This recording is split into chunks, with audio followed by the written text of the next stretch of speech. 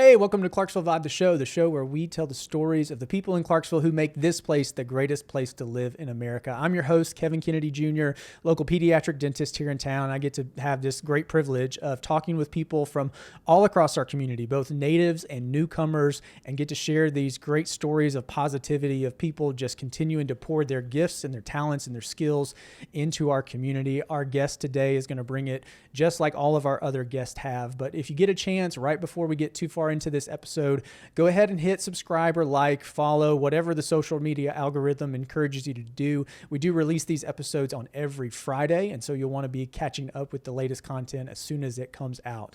But I do want to introduce our guest today. She is someone that I've been very excited to have on the show for a while. We have some mutual acquaintances that helped connect us and make this happen. She is kind of came here via the military and then has just started her professional journey. She is very admirable in lots of different ways, got lots of positive traits that I think are just making an impact all across our community. You've probably seen her and her husband out around town. They are just doing cool things, both in their professions and then also in their private life as just family people all around town. So we're really excited to have Rosemary Calcese on the show today. I'm going to let you kind of hear from her what her company is, what she's doing now, but what I think you're going to find in this story and why you should stay around to the end of the episode is you're going to find this story of just determination, hardworking spirit, just never give up attitude. And it's going to be one of those stories where you look at where she is now and you're just going to have so many impressive kind of reactions to the story that we get to share with you today. So, hey, Rosemary, thanks so much for being here. Yes, thank you so much for having me. I'm grateful to be here. Yeah, super exciting. So we got connected by a mutual friend, right? And you and I met kind of through our working out at, different gyms, a time or two. I got to meet your husband, Phil. Yes. So I've been interested to hear more about you. And as I've told one or two people, I did not tell you this, but when I've told one or two people that I was going to have you on the show, the universal reaction has been, oh man, she's going to do fantastic. Oh. So I've been really excited about this one. And then as we were chatting before the episode, it just seemed like I'm just kind of now scratching the surface of your story. And so I'm really excited for the people of Clarksville who either know you or haven't known you yet to get to hear more of your story. So thanks so much for being on. Yes, thank you for having me and giving me the platform to share it. Yeah, absolutely. So right off the top, just tell people what you're doing now in terms of the name of your company, kind of what you're doing on a day-to-day basis. And then I think that's going to give us a good context to kind of travel back in time a little bit and tell how you got here. Absolutely. So I own Transformation Title Escrow and Calcese and Associates. Transformation Title is a boutique title company where we close residential, commercial, and everything in between. And my law firm is primarily just real estate law and a little bit of business law representation for our local people. Yeah, that's awesome. Yeah. And probably want to mention at some point in this episode, we're going to get to some really cool kind of details about the IDB, the Industrial Development Board, and you've been helping them with some of their legal needs. And so if you're interested in what is coming and exciting on the front edge of Clarksville and how industry is bringing here, Rosemary's been one of the people helping lead that charge along with the other people who've been on the IDB for a while. So yes. We're going to hit that in a little bit. But as I was reading your bio, one of the things just stuck out to me, and it was, kind of you saying, hey, here's some things that I think will bring value to your show and some attributes, that you're living out on a day-to-day basis. And it was just this, kind of spirit of determination, just incredibly hardworking, just showing, incredible work ethic time and time again. And as we've kind of learned a little bit about your story, I can see where that came from. So you joined the Navy right out of high school, right around that time of high school, 17, 18 years old. So tell us a little bit about what caused you to join the military and how was that kind of season of life really impactful for you as when you look back at it from the lens of where you are now? Sure. So growing up, my dad was in the Navy and we moved around. Back then, the Navy moved every 2 or 3 years. And so when I got to high school, I had changed schools so many times that the high school said, the odds of you graduating before 20 is very low. You just don't have the accreditation. You don't have the right classes. So super humbling experience. I was always very good in school. I got top-notch grades, but that really set me back. Wow. And so my family decided it was probably best for me to get a GED. So in 9th grade, I dropped out of high school. I obtained my GED, and my family were very poor. We were very poor growing up. I mean, my dad was enlisted Navy. My mom was a stay-at-home mom. And so I studied for the GED myself. I would go to the bookstore and sit on the floor and read the books because I couldn't afford to buy them. And so it worked fine, though.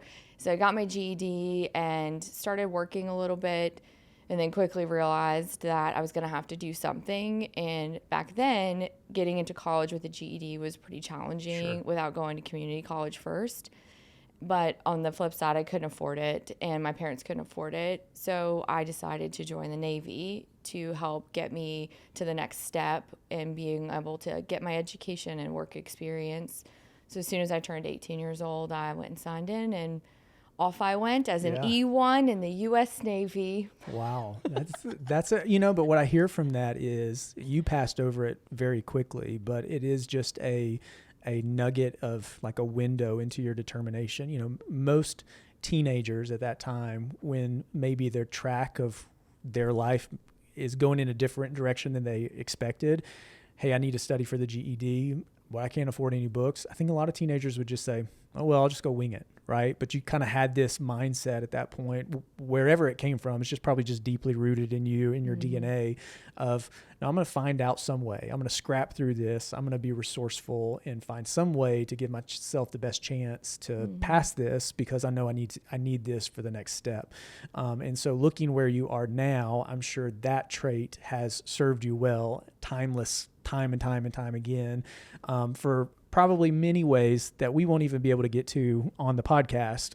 But I think that's the kind of story that all of us love to hear. And those are the kind of wins that we love to celebrate. And obviously now you're bringing that giftedness to our community in lots of different ways, both in your private firm, but also kind of somewhat in a public sphere of affecting our community with the IDB. So joining the Navy, like you kind of knew what it was like with your parents and, moving around. How long did you serve? And, what do you think you learned from that time that maybe you took into the next season of life? Yeah. So I was in the Navy for 8 years. Okay. I did the first 4 years as a crew chief on helicopters. And then I did the second 4 years as a JAG paralegal. Okay. And that's what got my legal experience. Really? Maybe that's what started lighting my fire, that I knew I wanted to do something else. Mm-hmm. So did you try to shift into that, or is that just randomly the Navy assigned you, like, hey, we know you've been doing this, but we need somebody over here, so here's a paralegal? Yeah. No, I shifted. Okay, cool. In the Navy, you have to apply and do all these other things. Yeah. A little bit different than the Army paralegal route, but very similar. But no, I applied for it. I knew I wanted to do something more, and I knew I had more in me. I knew at that time I didn't think I would ever be able to go to law school because I still had my GED hanging over my head.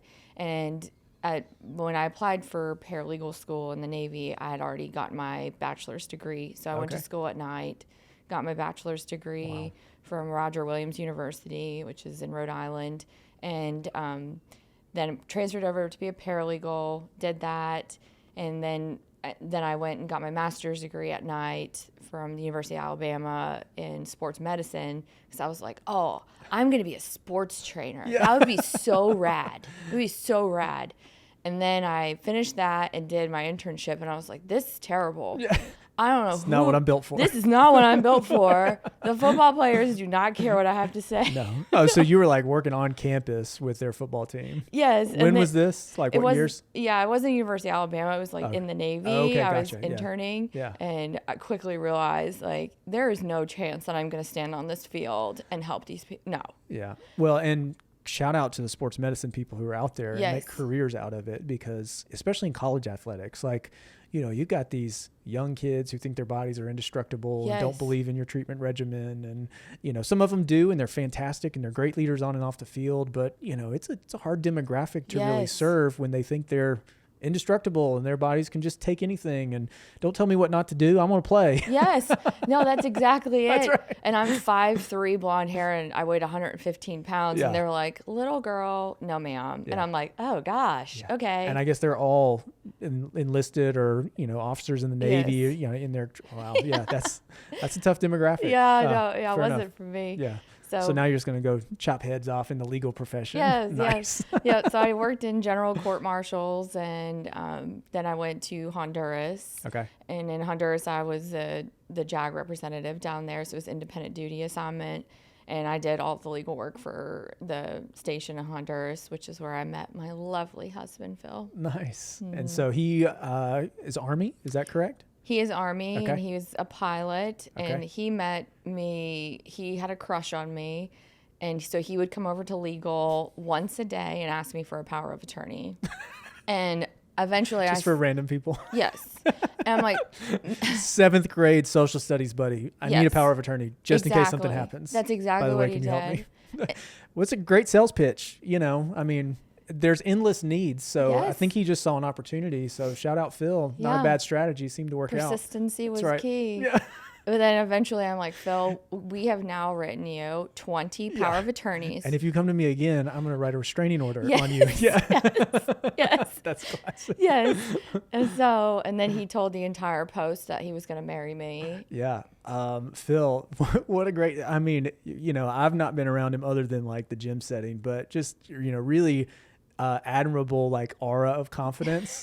He controls a room when he's in one. Yes, he does. He's the guy that it's like you can be in a room with 35 people and you're like, Phil's in charge. Like something goes down, Phil's going to save us all. That's right. Something gets crazy, Phil started it, Yeah, right? that's It just right. is what it is. So Every time. that's- Every time. yeah, I'm sure you are, kind of JAG representative. Like this guy just won't stop coming in here. Like Yes. I got work to do, man. Leave me alone. Yes. And, And here you are. How many years later now? 14. 14 years later. So, Mhm. And he's still the same. yeah. he Well, was. I mean, at least he, it's the other option is then him, being somebody else in the beginning and not staying. At least he's true to who he is. Yes, exactly. He stayed consistent through all the 14 years. That's awesome. So that was in Honduras. You guys eventually ended up in Texas, where you kind of got out of the Navy at that point, and you started working in more private sector, real estate, law type stuff, right? So tell us about that experience and how was that different from doing what you were doing as the JAG representative? Yeah, so big transition from military to civilian always, but that one was big because in the Navy, you've already figured out the UCMJ, you know the rules, you know your kind of boundaries. We have no idea what UCMJ is. Oh, that's the Uniform Code of Military Justice. So that's For all the civilians out there that just watch NCIS and think that I don't even know what branch of service that is, but think that we know something about your acronyms. So Yes, Okay. yes. So that's the Uniform Code of Military Justice. That's nice. their body of law. And so when I got out, I thought I was good. Like Yeah. I was ready. And then I got a job and I was like, I'm not ready. I'm not ready. I don't know anything actually. yeah. So it was like another humbling experience in my life. So that was, third bump in the road where I was like, okay, we're starting over again. Yeah. That's okay. I got this. I can do it. But I got a job as a paralegal for a real estate developer in Texas. And I was his gopher. I filed all his papers the best I could file them. And I answered every phone on a snappy, I was Yeah. just quick at it. Yeah. And one day he brought me in and he said, if you didn't have such a good attitude, I probably would have fired you by now. That's right. But you're so dang hardworking. Yeah. Well, I mean, it is just a trait that you cannot teach, right? Right. And so now as a leader of a business, you recognize that talent. You're like, you're making a lot of mistakes and it's kind of frustrating, but man, if you don't have all the intangibles, like let's pull it out of you and Yep. let's keep encouraging you. So I guess good for that leader to see that, right? And then encourage you and help you continue to grow and believe in you a little bit. And I'm sure that influences kind of how you lead your teams now. Absolutely. Yeah. Every day. And humbling beginnings lead to humble leadership, Yeah. but also strong leadership Yeah. where you can say, no, you have more in the tank. Yeah. And I know that because I can see it in Yeah. you. Yeah. When I'm working with dental assistants, it's one thing to work on a plastic tooth. And then, part of my job is helping the dental assistants gain the skills clinically to help take care of the kids that we take care of. And it's hard on a kid who's moving around and spitting at you and, you know, all these other Right. things. It's just a different environment, right? It's just a different challenge. But I remember what it was like to treat a kid the first time, and, you know, how many things didn't go just like the textbook said they would, or the Right. PowerPoint said it would. And so there's just a level of patience there of like, you made this mistake, so I see it, you know, we got to fix it. We're not going to lower the standard here. But at the same time, the humility that I've been so fortunate to gain over the years, right, gives me a little patience with you right now, because you got a great attitude, your smile's great, you're friendly to all the people, you get along with your coworkers. I mean, these are things that you just can't teach. But those are the things now when I hire somebody, I look for those, not education, not experience. Yes. Show me that you have humility. Yeah. Show me that you can get along with others, Yeah. that you can be kind, show grace. If you can do those things, I can teach you the rest. Yeah, very cool. So eventually you got to Tennessee, right? Fort Campbell. What was that process like? Because, you know, your husband's position in the military, you know, you guys have been here, I think, since you said 2012, right? So that's a long tenure.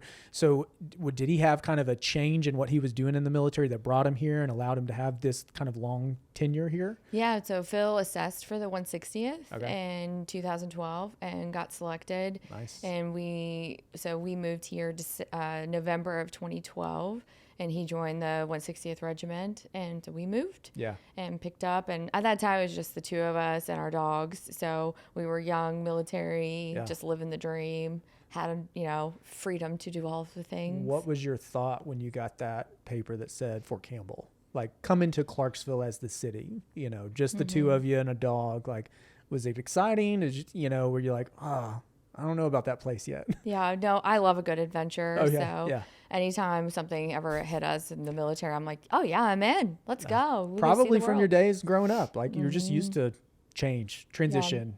Let's do something different. Yeah, and Phil was too. He grew up Okay. in foster care, and so he also joined the Army at 18. So we don't have grassroots. We don't have a lot of family. So for us, it was another adventure, another chapter. And then when we got here, all of a sudden we started making all these really amazing relationships and people that like genuinely care about you, that want to help you or be by your side or hold your hand when you have tough days and deployments. And it was very powerful, and we had never experienced anything like that in a community before.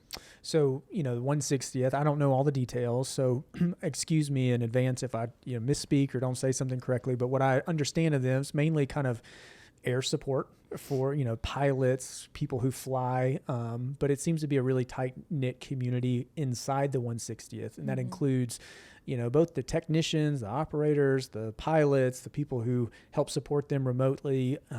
So tell us a little bit, you know, because you mentioned it, when you moved here, you started to interact and connect with these people. How did the community of Clarksville help support you as a spouse of someone in the 160th? Because what I've also heard about the 160th is it's almost no notice and bam, they're gone. And you might have a timeline of when they're coming back, but you're not really sure. And life still keeps trucking, right? And so the wives or the spouses of the 160th service members that I have known, they've just had such a flexible spirit about them, almost probably by condition. Yes. So I guess the question is, how did Clarksville help support you, and how did Clarksville provide some resources to help get you through those times? Yeah, it's exactly how you described. Both of our kids, when they were born, they were both 2 weeks old, and Phil had a no notice and was deployed. So that was like kind of a God joke. I don't know why that happened. But And no notice, like what's a timeline on it? So Like they within 48 hours? yeah, and they're gone with no return date or time, or sometimes there is, just as you mentioned. It's just not consistent, so you just have to remain flexible. But he did 16 deployments while he was in the 160th. Wow. 19 overall his career, and he spent 10 and a half years in combat. So he's one of the most deployed soldiers in the regiment when he retired. But the wives in the regiment, because it's such a tight community, the warrant officers don't PCS, they don't move anywhere else. So once they're there, that's it, they stay. Sure. And so the wives become really good friends. And for me, Tracy Miller, who's pretty well known around here, was just an amazing friend for me. She kind of adopted me, and Denise Roth, who now works for you, I think. Yeah. But Denise Roth and Tracy Miller just took me under their wing and taught me everything. This is what life is. This is how you flex. This is where you go. If something goes wrong, you call this person. And they just coached me through it. And I'm like, you guys are the most like kind people. And skilled technicians in their own regard, right? And they work, and they right. raise multiple children, and they still carve out time to come by my house to say, are you okay? I heard Phil got deployed. What can I do? What are you managing? What's the next 30 days look like? Like, you carve out an hour of your day. You don't have to do that. You get nothing in return just because you care. It just says a lot about them. And they've been there, I guess now 10, 11 years. We've all been friends, but they're amazing women in this community. Yeah, that it's really powerful. I mean, I don't have a similar experience, so it's not like I should interject myself into this. But I do think where life gets challenging, you quickly surround yourself with people who have similar challenges or who understand things that you don't really have to speak out loud. Right. And you just know kind of where it is, and you don't have to look at them and say how you're doing because you already get it. That's right. You can see it in their eyes. And, whether it's, longer deployments of people who are not 160th or 160th who just kind of come without notice, and there's just not a lot of information there. What I've consistently heard is that both inside the military community and then outside the military community, that Clarksville does a great job of trying to support them. And I feel like from the business sector as well, at least in the organizations that I've been a part of, we do try to consider that, and while things may not be fair and they may not be equal, they're fair, right. And so we might say to the spouse of the 160th whose husband got deployed last night without knowledge, like, yeah, you can show up late today because you got 3 kids to take to school that you weren't planning on doing. So we'll figure it out. That's right. And people like you, that takes an enormous amount of pressure off of somebody. And to have that flexibility in a day that you really need it is just a huge breath of fresh air. Yeah, that's awesome. Yeah. Well, at some point in the midst of all this, you're at Fort Campbell and you decide to go to law school, right? Yes. So I was working at Waller Lanston in Nashville as a paralegal, real estate paralegal. And my practice group leader, Matt Harris, who's still my mentor today, came in my office and said, you cannot do this for the rest of your life. And I was like, you're firing me? I worked so hard. That is that, a little bit of like wounded self-shame that came out really fast, like trauma. I've been trying to overcome my story for several years, and like, you can't do this becomes you're firing me. Instead, it was like a massive encouragement. Yes. Right? And I told him, I'm like, no, I'll take out your trash. Yeah. I'll get your soda at lunchtime. Don't fire me. He's like, that's not why I'm here. Yeah. I'm like, oh, okay. Sorry about that. You have a different calling. Yes. That's awesome. And he said, you need to go to law school, Rose. Yeah. You can't sit. I mean, you have reached the cap of what you can do. And all of the partners here at Waller, we know that you've got something more. So shortly thereafter, he left and went to Baker Donaldson, which is very normal, just another big tier 1 law firm. And so I went with him, and Baker also agreed, you need to go to law school. So I was the first law clerk at Baker Donaldson in Nashville, and Baker helped me learn how to apply for law school.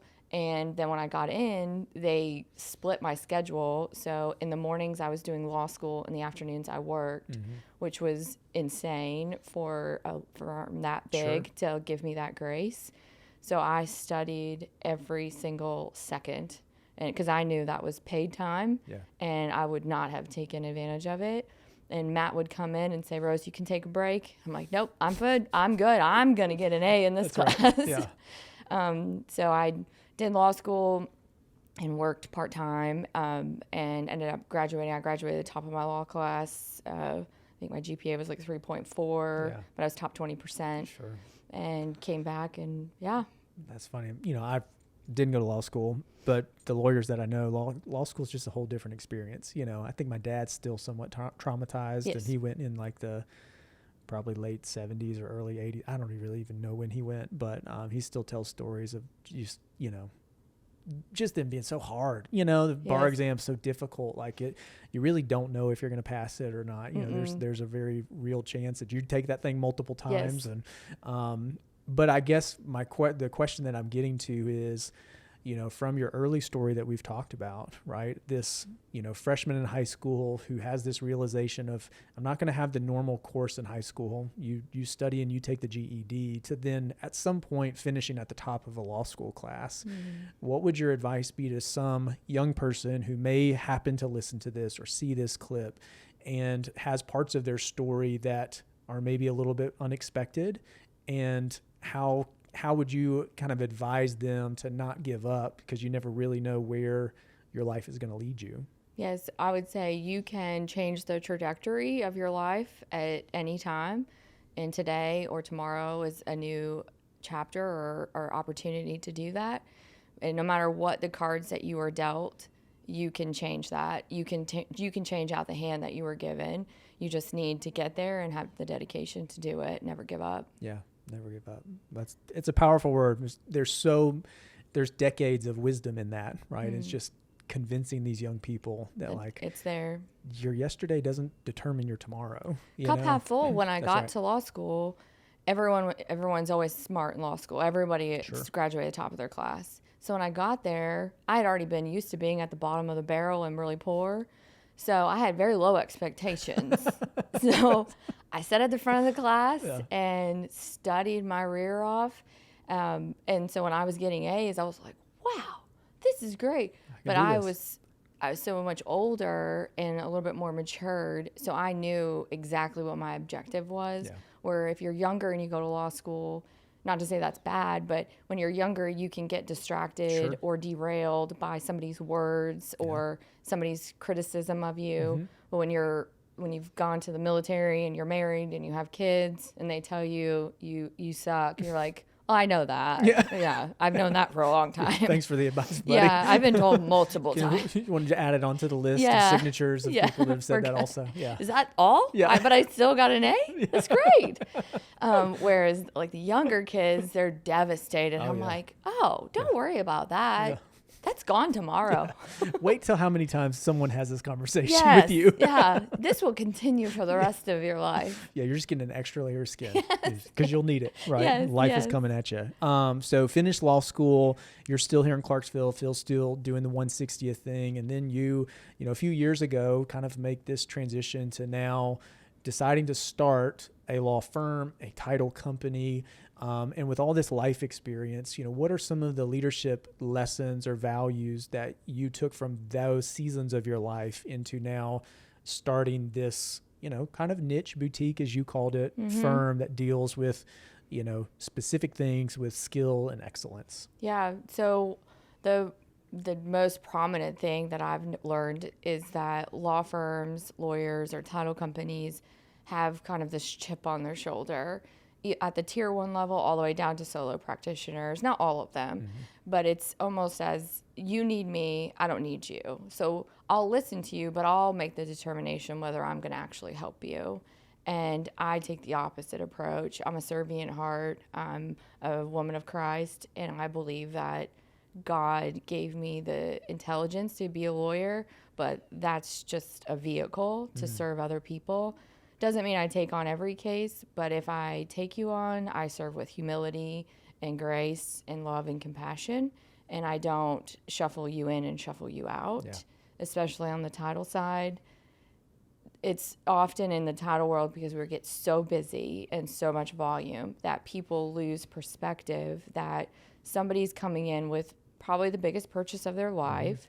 They've either earned the VA benefit by serving our country to have the ability to buy a home, or they've saved for years to be at this opportunity. So let us slow down for that minute and hear them and honor them and celebrate them and let them have that moment and not just shuffle them back out. And so that's the different approach that I take. In tier 1 law, you don't do a lot of client interaction. Those are bigger companies that are hiring you, and they don't really want to talk to you anyway. So it's less personal. So I knew I wanted to start a company where I had personal relationships, and I knew I wanted to serve my own community. So Baker Donaldson taught me how to be a lawyer, how to be a real estate lawyer, and a really, really good one. And Clarksville is just my area I can actually give back, where I'm not receiving as much. Yeah, that's cool. Because, you know, like you said, title work here in this local community, and I don't know very much about title, but it seems like when it's booming, it is just, you can't, your pants are on fire, you know, you can't keep up. It's just, you know, constantly transactions coming in. And then even when it's supposed to be slow, it's still crazy because, you know, you're dealing with dynamics of, you know, deed transfers and all these big words that y'all use that the rest of us have no idea what you're talking about. Right. So I think, you know, the excellence that you bring to that with your skill and your experience in the industry, plus just this underlying heart of service, really can't be replicated, right? I mean, I don't know how every industry develops their certain kind of mission or motive for what they do, but similar to what you feel is like, that's what we do in dentistry. Like, we get this opportunity. We have a really small subset of skill and expertise in a small area of our community, right? But we just try to do it the best we can because we're going to be around here forever, and we want to serve the people that helped us get to this point and their kids and their grandkids. And you got to come at it with a humble perspective, or guess what? You're not going to have very much opportunity to serve people, right? That gets taken away pretty quickly. Yeah. Well, I do want to talk about the IDB a little bit. So that's something that's kind of exciting. So Industrial Development Board is just an entity of local leaders in our community who help attract new big business, right? But you get to help as a lawyer in some different ways. So what does that look like for you on the legal side of things in terms of helping Clarksville community grow and helping its workforce develop? Yeah, so commercial real estate is really my bread and butter. So that's all I did at Baker. But the Industrial Development Board is such an amazing opportunity for this community. And Shay Hunter and Josh Ward have done fantastic in recruiting multiple different companies and attraction and visibility. I know there's some stuff we still have to work on, infrastructure, streets, capacity, and I think that stuff is in the works. But attracting these companies to increase our economics around here is just out of this world. And they do such a phenomenal job. And hearing them speak in Nashville and around the country about Clarksville, when you this is your home, is really heartwarming, because you're like, yeah, that's my place. It is awesome. You should say it's awesome. But they do a great job, and giving me the opportunity to serve them as an attorney, it was very, I guess, honorable and humbling all in one. So when they get the client in, or the prospective client, they turn it over to me, and I negotiate the contract and bring it to fruition, and then close it on the title side. But interesting is Matt Harris, who was my boss at Baker Donaldson, the one who got me to law school, is also an attorney for our IDB. He works for K&L Gates, and he and I now work together as lawyers. I'm in-house lawyer, and he's outside counsel. Very, very cool. So we just had a meeting the other day where we all sat around the table, and he said, like, she's my girl. I can believe she's here. Absolutely. Of course she would be here. You did it. Right? From that moment of, you're going to go in a different direction, wait, you're firing me, to now we're at the table working on together, helping a community grow. Right? Very cool. He said, this is probably one of the top 3 points in my career, is to sit across this table from you.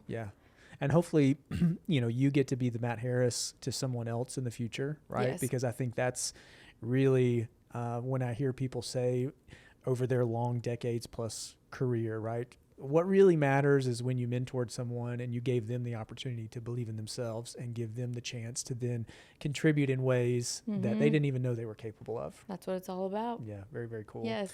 Well, we're going to move on to the lightning round. I didn't prep you for these questions, but they're just meant to be fun and energetic, or I'm whatever. Ready. So yeah, you're ready. Put me in, coach.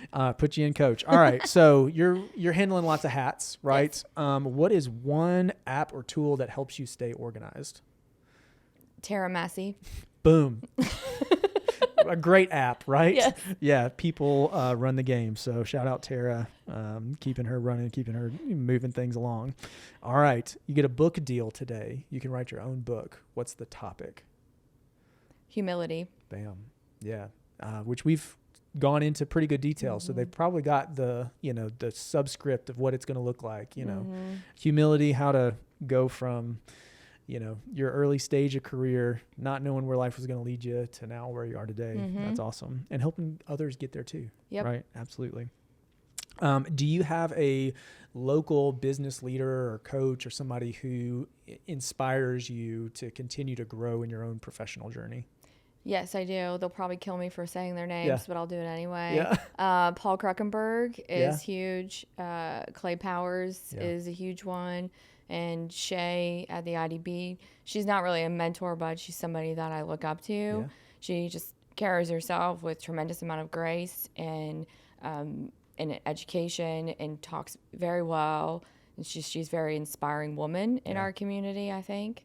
But those two guys are very, very helpful for me. Yeah, that's awesome. And Sherry Nicholson at YAPAC is a dear friend of mine. She keeps me grounded on my spirituality and direction. Talk about somebody who's doing amazing things all over the country. Miss Sherry is a angel sent from heaven. Yeah. Well, one of the things I love about doing the podcast is random guests. I try to ask that question occasionally, and sometimes we get shared names, but not all the time. And there are just so many great people here who are influencing people in different ways and continuing to, the Kruckenbergs and the Clay Powers of the world are helping create new places for business to operate, or homes for people to live in, or whatever. And then you've got Shay that's, helping lead this charge of, when we talk about big organizations coming to Clarksville, that doesn't happen by accident. You're going out and recruiting them. And then you got people like you on the team who is figuring out what's important to this company. How do we make this place attractive to them? How can we make sure that when we purchase this land or give them this, opportunity to place their site, that it's, all the knots are tied up and everything is done right. The T's are crossed and the I's are dotted, all of that. So our community is just made up with so many special types of people. That's why I did the show. So it's amazing. Yeah. All right. 2 more questions. 20 years ago, I didn't know this would be so hard. Having employees. Bam. Come on. 20 years ago, I didn't know this would be so fun. Being a mom. Nice. Great answer. Yeah. I love my kids. Yeah. A tremendous amount. They light my fire every day. Yeah. And I never thought being a parent would be so fun. Yeah. And it's a freaking blast. That's awesome. Yeah. Nice. Well, Rosemary, thank you for jumping on the show. And honestly, just thank you for what you do in our community. We're better because of people like you, with stories like you of just raw determination, just a humility that kind of exceeds and extends to every little step of your journey, right? And our community is just, it's better because of people like you and of course Phil, but spouses like you. I know that this is not, hey, let me tell you the story of the spouse of the 160th, but we recognize your sacrifice that goes into that, and all of the spouses of people in the 160th as well. So thank you for what you do. Thank you very much. It really makes our community better. Well, hey, if you have made it to the end of this episode, thanks so much. I told you at the beginning it was going to be packed with great content, and I know that we delivered on that. So we'll have some contact information for Rosemary. I would definitely go ahead and hit share, send this to a friend, send this to somebody that needs some encouragement. Right in the middle of this was that nugget of her just giving that advice to someone who is maybe having a different season of life than they expected, and maybe not having a full belief in themselves or value in what they can achieve. And if you can tell them her story and have her say it to them directly, I promise you it will find good soil, and we never know the fruit that will sprout up from that. Once again, hit like, share, subscribe, whatever it tells you to. We just want you to get this content because I'm going to keep bringing you people like Rosemary who are making our community better in so many ways. So we will catch you on the next episode, and thanks for jumping in today.